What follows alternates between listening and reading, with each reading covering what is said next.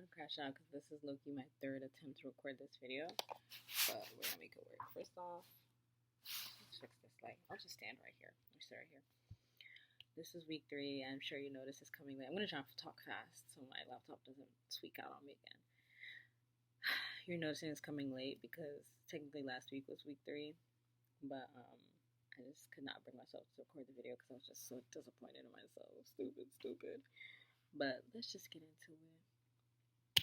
Week 3 was significant to me because she discussed a topic that was near and dear to my heart, synchronicity, which is not a term that I was using previously, but it is a concept that is very, very, very true to who I am right now. What does that mean? The first quote in the section about synchronicity: answered prayers are scary. They imply responsibilities. You ask for it. Now that you've got it, what are you going to do? And basically, she gives some examples. First one: a woman admits to a buried dream of acting. At dinner the next night, she sits next to a man who teaches beginner actors. And this is a concept that I've been experiencing a lot ever since I started really relating to being a creative.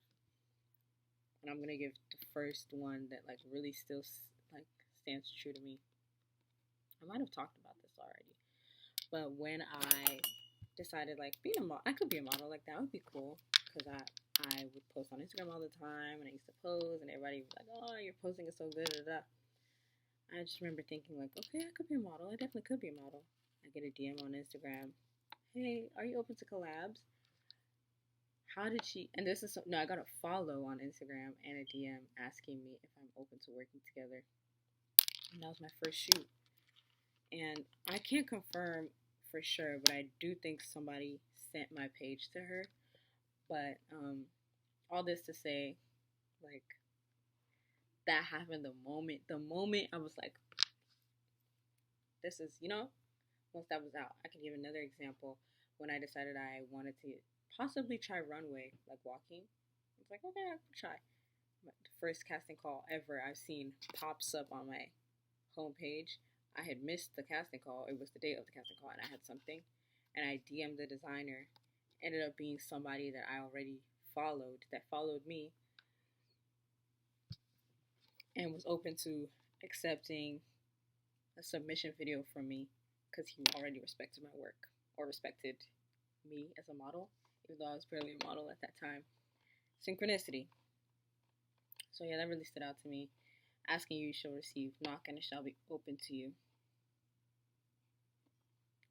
I think my quote of the week: when we answer that call, when we commit to it, we set in motion the principle dubbed synchronicity, loosely defined as a fortuitous intermeshing of events.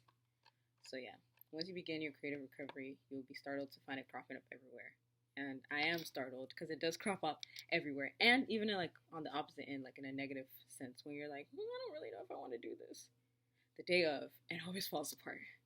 The plans always fall through. So that's something I've noticed. Yeah, synchronicity. Fast forward. Shame. She said, learn to be self-preservative, to avoid criticism. Not that criticism is a bad thing, but sometimes you get it from blocked artists who can't basically fully see the vision. It's really why I don't run things by other people a lot, but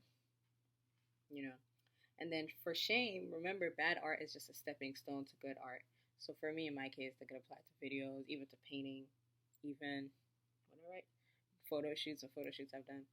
You can never get to the best art if you don't at least put out the bad art. Get from bad to good to better to the best.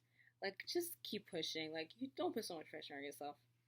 There's so much that you're gonna do and you can't do. Okay, so just keep it going. I'm deleting right now. Focus.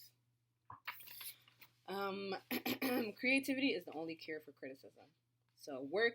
I'm working to restore the person that I've abandoned, because we do a lot of self-child work and remembering the things that we did, who we were, and all that.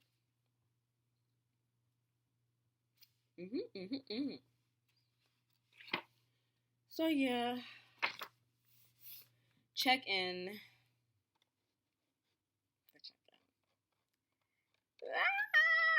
Okay, check in. How many days a week did you do your morning pages? I'm very, very humiliated to admit that I only did 4 out of 7 days. She said, "Why did you skip a page?" I don't know why I missed so many. I think I was just exhausted. I was PMSing. It was just like a rough week.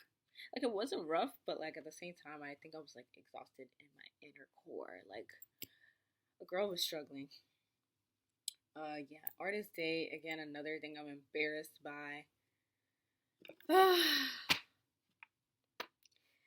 Just like, I had a date planned in my head, I think, because I didn't do it. I was just so embarrassed. But my artist date was just reading these books.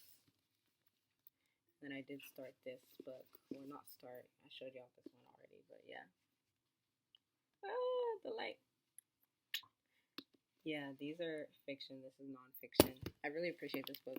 We identified rotten habits, and one of my rotten habits is saying yes to things that I don't want to do just because I feel like I have to say yes. And this is really teaching me, like, there's been a lot of things. Like, I've said no a lot, like, and the world is still spinning. Everyone's still surviving, you know? So that really stood out to me. Did you experience any synchronicity this week? Yes, I did. Basically, I went to a fashion show and I made a reel for Instagram. And I told my mom when I was recording it, I was like, you know, this is a thing that people do. Like, my goal is I want to be able to get invited to places because of my content. Like, have like venues invite me or events invite me because they want me to make content. And I kid you not, I post that reel, fashion show. Not even 2 days later, I get a comment from an event in Houston, and they DM me, "We love your content. We would love for you to attend our event in May." And that was just like literal example of synchronicity. Like, that was something I just talked about.